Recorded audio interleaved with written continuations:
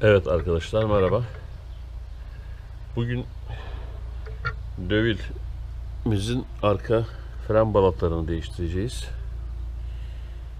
Bunun nedenle dün 2 tane fren balatası aldım.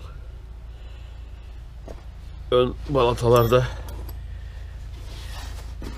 biraz daha kullanma payımız var. Arka balatlar iyice bitmeye yakın, çok incelmiş. Yarım milim kadar kalmış. Bu nedenle değiştireyim dedim.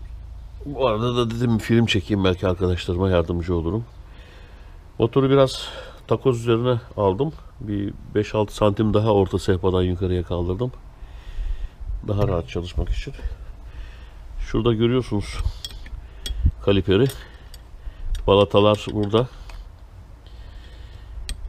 Şuradaki pimi, iki balatayı tutan şurada bir tane pim var. O pimi egzozla çanta arasından 4 alyenle şurada kapağını çıkarıp 4 alyenle söküyoruz önce.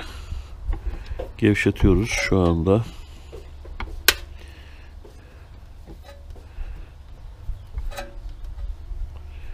Bu pim iki tane balatayı sabitleyen pim.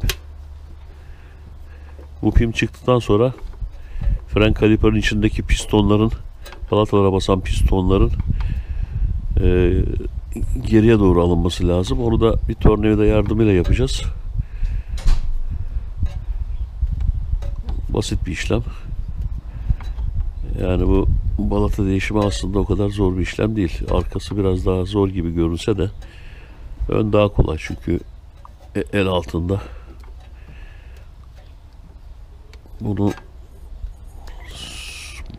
birkaç turda çıkmıyor tabi.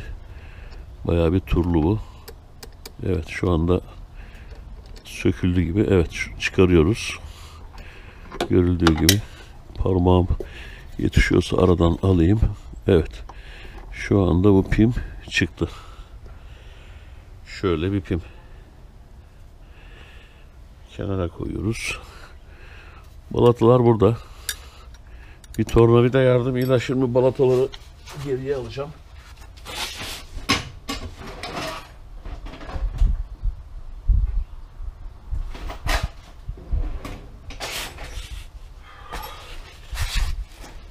Fren kaliperini dikkatli bir şekilde geriye doğru bastırıyorum.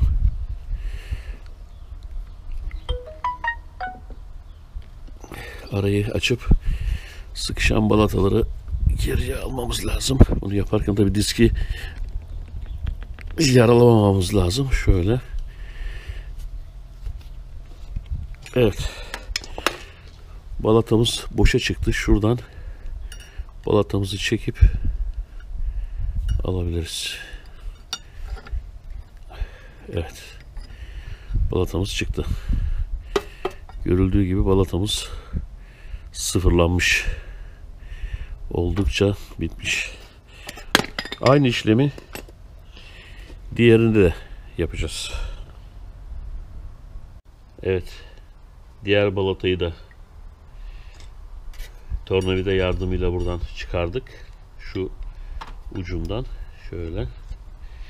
İki balata oldukça aşınmış. Yani birer milim civarında. Frenajı da oldukça etkiliyordu. Yenisini şu şekilde temin ettik. 2 tane. Bunların yaklaşık 5 milimetre gibi bir balata kalınlıkları var. Açıyoruz.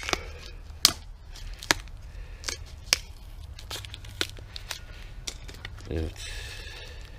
2008 model Honda Dövil. Ne markayı almışız? High Performance Brakes, RMS. İşte bunlar da yeni balatalarımız. Söktüğümüz gibi bu aradan her ikisini de ileriye doğru, birini şöyle, birini böyle, her ikisini ileriye doğru takıyoruz. En son pimi söktüğümüz gibi şuradan kaliperin ön tarafından her ikisinin sabitleme deliklerinden geçecek şekilde sabitliyoruz. Yapacağımız işlem bu kadar. Şimdi bu işlemden önce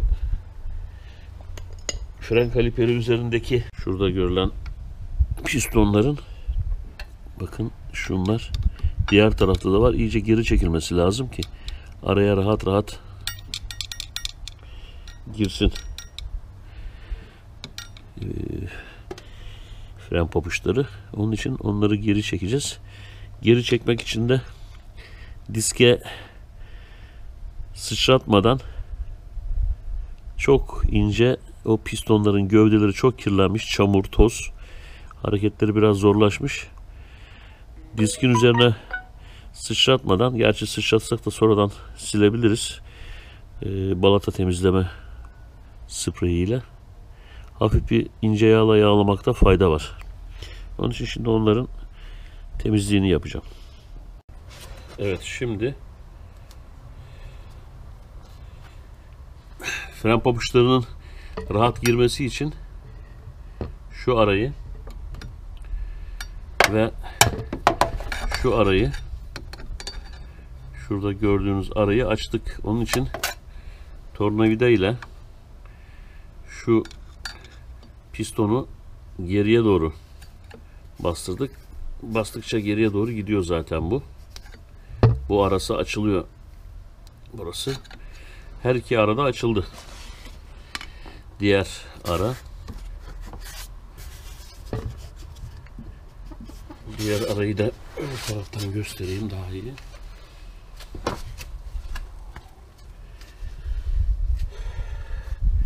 Şu arası da ve şurası da yeterli açıklığa geldi.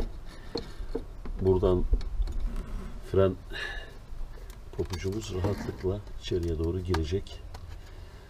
Onu yerleştirmek için şu ışığımızı biraz müsait bir yere alalım.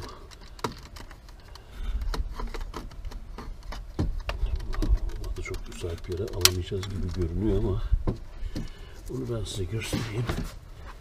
Fren pabucumuz ne kadar rahat girecek oraya. Evet. Şu araya fren pabucu şuradan şu şekilde araya giriyor.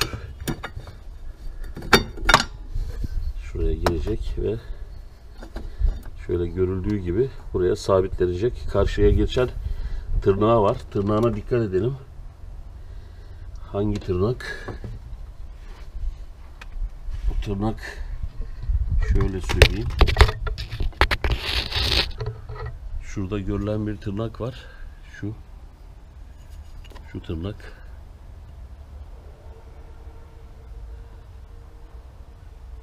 Şu tırnak ileride yerine oturacak. Onun için ona dikkat etmemiz lazım. Önemlidir. Yoksa fren pabuçları boşta kalır. Onun yerine oturtulması çok önemli.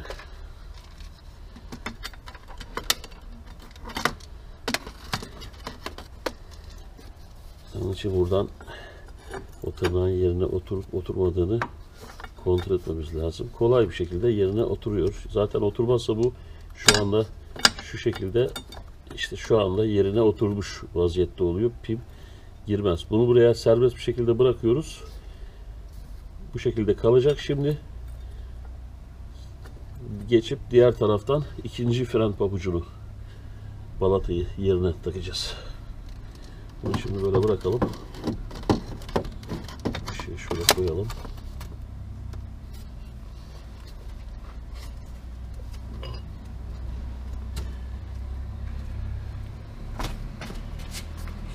Yani egzozu da aslında sökmek gerekiyor burada. Egzozu sökmeyince biraz zor oluyor. Bunu da buradan ileriye doğru süreceğiz. Yeterince açtığımız sanıyordum ama biraz daha Herhalde açmak gerekecek arayı. Evet, tornavidayla şuradan biraz daha açacağız. Şimdi biraz geri çekelim.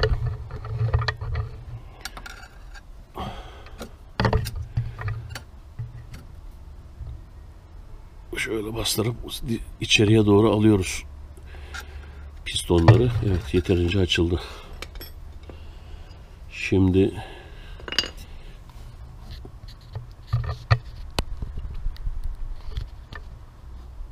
diski fren balatasını koyacağız.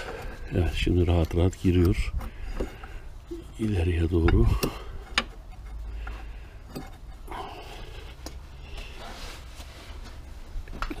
Egzozu sökmeden yapmak da biraz zor oldu ama denemek lazım. Evet.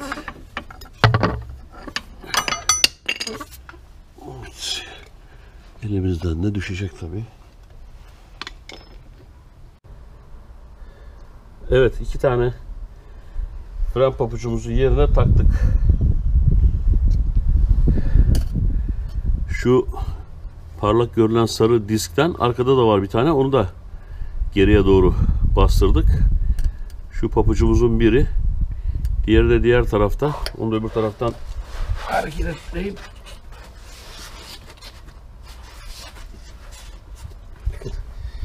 Diğeri de burada.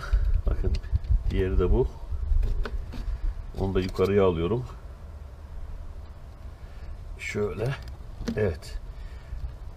Şimdi bunların ikisini sabitleyecek pimi çıkardığım gibi buradan takacağım. Pimi takmadan önce paslanmış bir temizleyelim VD40'la. VD40'la silelim. Burası çünkü çamura açık bir yer, oldukça kirlenmiş. Telefona bakamayacağım, kusura bakma, ellerim kirli, kim arıyorsa. İşim bittikten sonra şimdi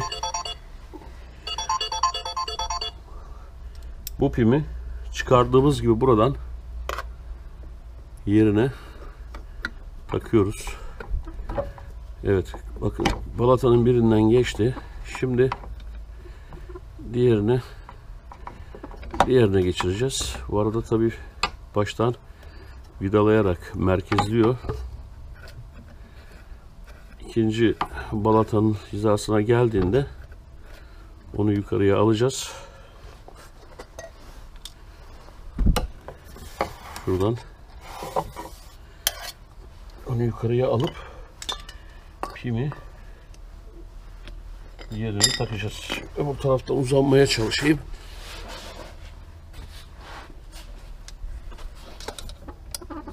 Şöyle.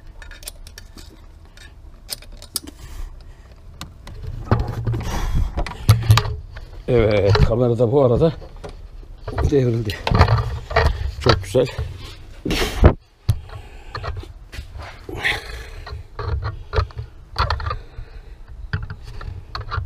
Şöyle.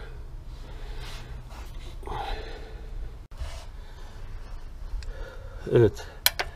Görüldüğü gibi buradaki pim her iki balatanın sabitleme deliklerinden geçti. Artık bunu sabitleyeceğiz.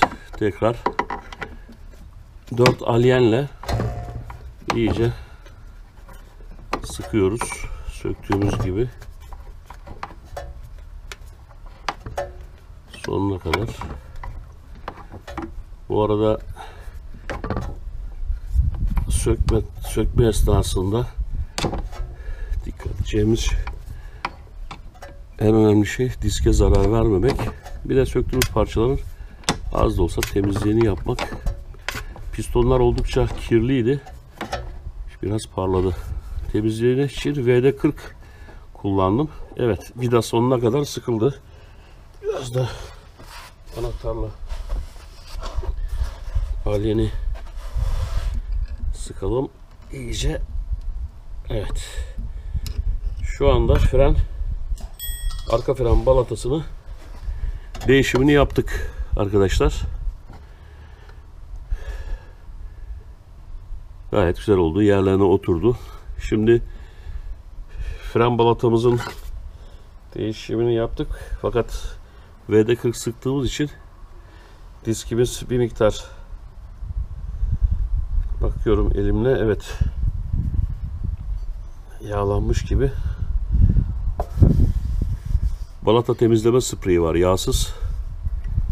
Onunla diskimizi de güzelce temizleyip motoru kullanır hale getireceğiz. Umarım faydalı olmuştur. Herkese iyi günler diliyorum.